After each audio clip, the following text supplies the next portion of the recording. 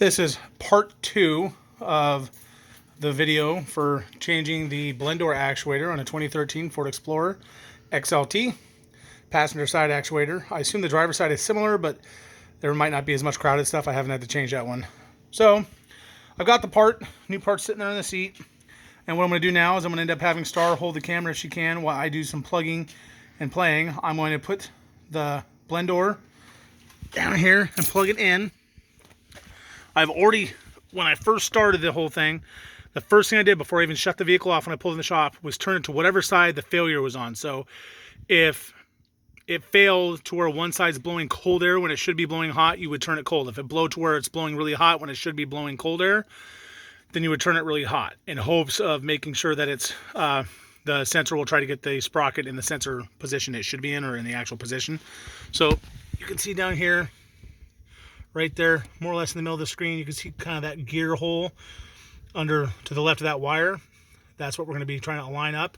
So that plug that you see up there with the red on it and black, I'm going to plug it in, and then I'm going to turn on the ignition, hoping that it'll auto set the sprocket to what it should be. If it doesn't, then I'll have to try to time it to where it should be, because there's a flat spot. I'll show you here. You can see there's a flat spot right on top, and this actually needs to be cantered a little bit to the left to where this one here by my left index finger, this point, is almost straight up and down, and the flat spot is over here in what, according to the camera, is like the 9 to 11 position on the clock. So I'm going to plug that in, and Star's going to hold the camera for me here.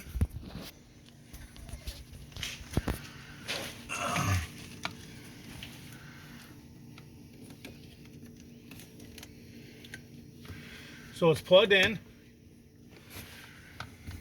Star, do you see that? Yeah. I'm going to put the key in here, if I can reach it, and see if it auto aligns or if I'm going to have to get creative. Okay, see, it's searching for it now.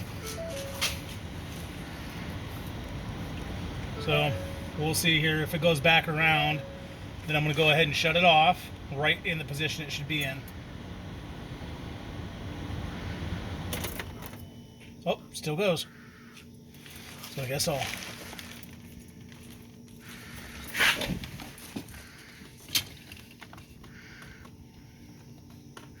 Oh, it did align there. It took a little bit longer, but before I could get it unplugged, it aligned. That's exactly where I need it. So hopefully yours does that. My last one I did, it went from where it was and just and turned, and that was it. And it turned to the direct position, but that was to the hot side. So maybe this had to turn that far to the cold. I don't know, but this is the position I need it in. And all I did is shut off the key. If I turn it on, it might keep sensing and searching, and I don't want that. So I unplug this, and I'm going to put these wires back up where I got them from, which, if you're the one that took it apart, you should know it's just a little bar up here, a little flat kind of bar, and shove those wires back down. And then I have to jimmy this into position. And you'll know when you have it in approximately the right position, because this here will go into the hole set in, and so you'll just get a little movement. And when you get that, it should be fairly easy to get the plug in with your fingers. You'll be reaching over like this and push down on it. And when you do that, you'll feel it click. Give it a little jiggle, make sure it's in there. This is the location of that of that second hole here that I stopped putting the screw in because of how many times I've had to do this, and it hasn't changed the amount of time this part has last. The longest one I've had was, I think, 8 months, and it didn't have that back screw in it. It's a very difficult one to get to. I had to end up custom cutting a long socket down to where it was a little longer than a shorty, but not quite as long, and make a thumb drive ratchet just to try to get this out. And still, half the time I dropped that screw and never was able to retrieve it. So I don't put that on there, but I would recommend, if at all possible, you should. It's probably not just there for fun, but I gave up on that. I'm not patient. So let's see here.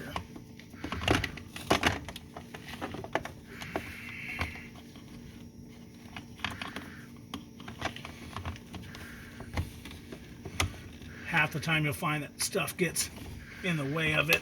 So if I get in the way of it on the camera, I'm sorry, but I got to get it in there.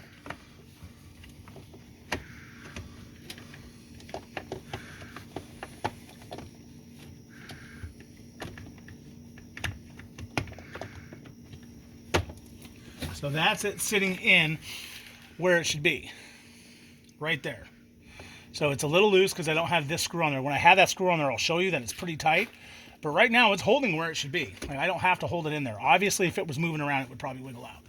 So now, I find this plug, and I move it over here to this position, which is always a lot easier to say than do, and push it down.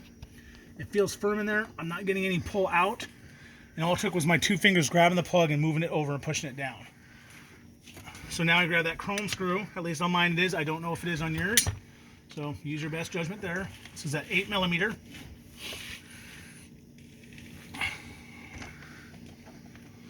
About to do that thing I warned you about, not dropping the screw.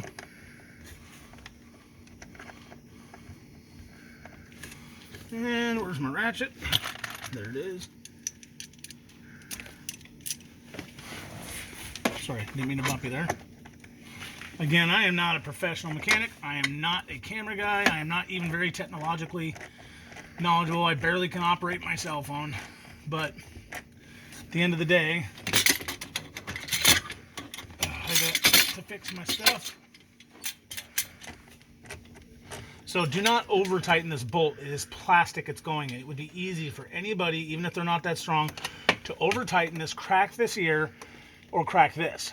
This is where I would tell you to use, without the extension, a socket, a long one, to get back here and find that little divot. There's a little divot in the side where it kind of gets fatter in the part, and that's where that screw hole is. Again, I'm not going to do that because right now, this part is not moving at all. It's plugged in, it's not moving. I think it'll be fine, but I am not a mechanic. I will not recommend you do what I did. You should put that in there. My hands are too big to do that. I can't do that. Maybe if I was more of a patient man, I could, but for Froghead Wings, it wouldn't bop its ass when it hopped. So now, I'm going to put on this. This is the cover for the in-cab filter. Much easier to put on than it is to take off. And now my next steps are going to be simply reversing the process from video 1. I'm going to take the glove box, and I'm going to put it back in. It's a simple click in. The glove box insert. It should all go in there.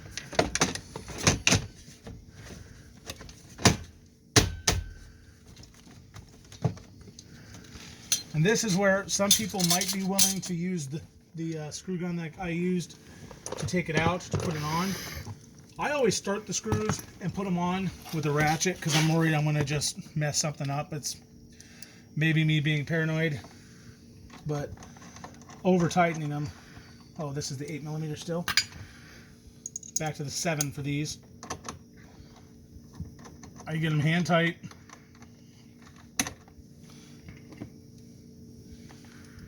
And I do just a cup on each one, and then I fill in.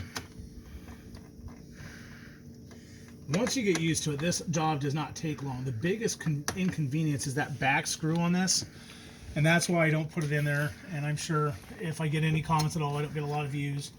I'm sure somebody will tell me I'm an idiot for it, and that's okay. But at the end of the day, if you've had to change it as many times as I have because you can't afford to replace that whole back part if it's repetitive and not under warranty, you can make it as easy or as hard on yourself as you can. I choose to make it easier if I'm going to have to do it repeatedly and it's not making it last longer. To me, that just makes sense. But I'm just an Alaskan redneck. What do I know?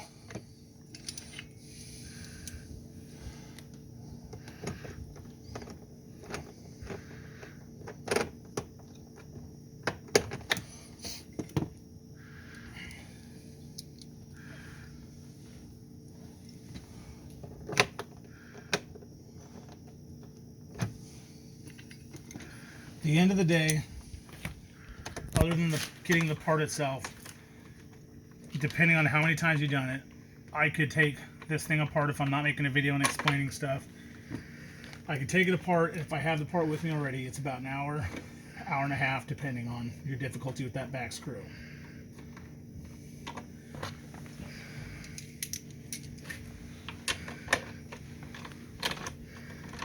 This ratchet is so wore out.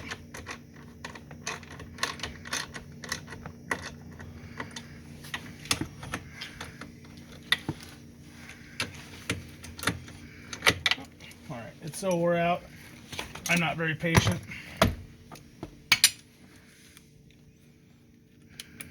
I would not go real tight on it.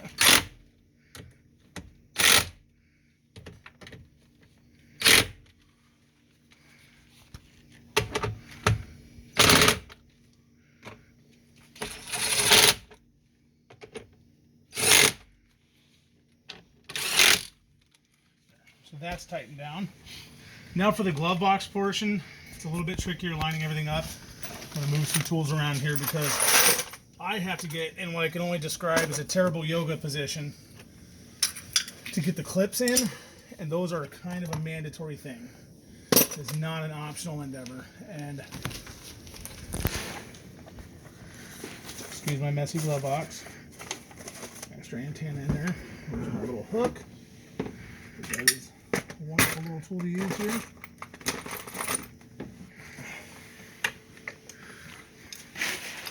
I hook this fancy little hook,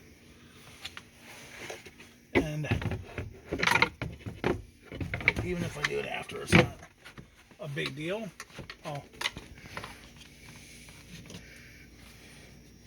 that might drop out. I'm not really too worried about it.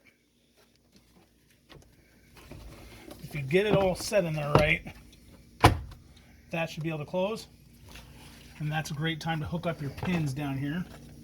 I may not be able to show this part on camera very well. I'm going to have star tape. You might not see what I'm doing. You will get the unfortunate pleasure of seeing a 330-pound fat guy trying to fight these things in. So if you're into that, great. And you're kind of weird. If you're not into that, then you're probably a better person than myself.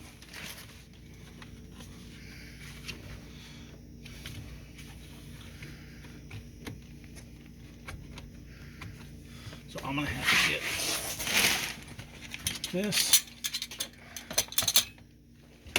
And I'm going to take my headset off. Well, that might be my microphone, so I shouldn't take that off. So let's see here. Give me some room here, Star.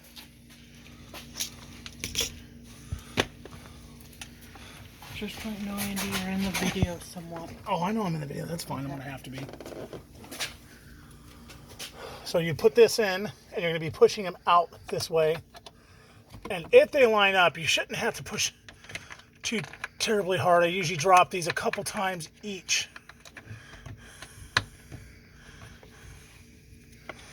And then I push it in with the screwdriver if it goes.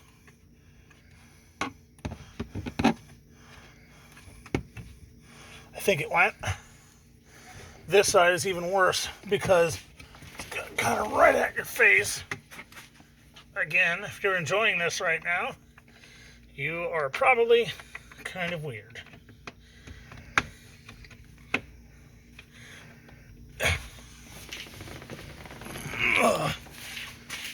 So, let's see if she opens and closes correctly. She feels stable. She closes good. Put my hat back on so you don't stir up my bald spot.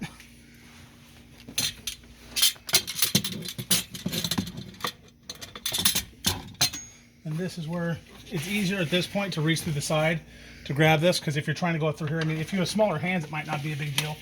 I, on the other hand, struggle quite a bit with it.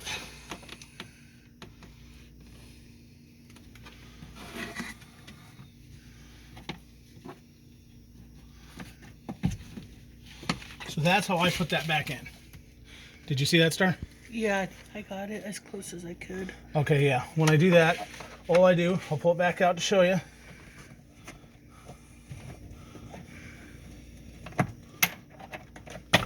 There. So when I hook it, I'm going to go low, Star. If you have to go high, you got to do what you got to do there. I hook the little spandex looking string thing, pull it down and over, and if I have to close a little bit, I click it in. It's still out, and when you push up, it's in there now. Okay? Okay. So now it's in there. This is a good time if you have stuff like I do. Like I always have my owner's manual at reach, because if I do have a fuse issue or anything like that, I don't like searching for them. Put my spare headlight up there. And then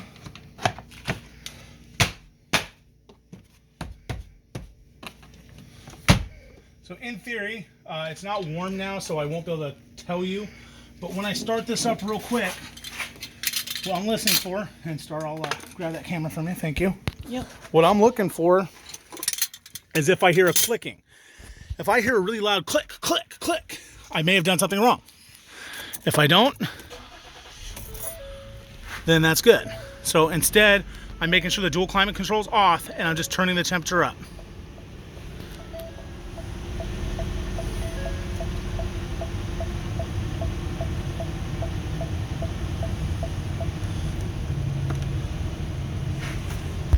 Okay, I don't hear any clicking, and you would have heard a very loud, audible clicking that you cannot unhear. It's almost startling. So if that was not switching over to hot from cold, because I had it set all the way cold, as I mentioned probably too many times. If it hadn't worked, when I went and started pressing the button for hot, you would have heard click, click, click, click, really loud. Loud enough to where even somebody who's hard of hearing like myself can easily hear it from outside the vehicle. Every once in a while you hear a little click, click, click. It's not the end of the world. I didn't hear it on this one, so it works fine. Her heater works fine. It's all sewed back together. No missing screws, extra screws, or anything like that. Glove box. Operates exactly how it should. So that's the video. I hope somebody finds this helpful. If not, well, sorry. I hear it's a very similar procedure for a lot of the other Explorers around these eras. I don't know when they switched the body styles if they were different on the older ones. But I know the blend doors were supposed to be a lot bigger on those. So now that it's fixed, I'm going to end the video. If you do like or have used this video, feel free to like it, share it, or just leave a comment. Let me know it helped somebody so I know my time wasn't in vain. Have a good one. Best of luck.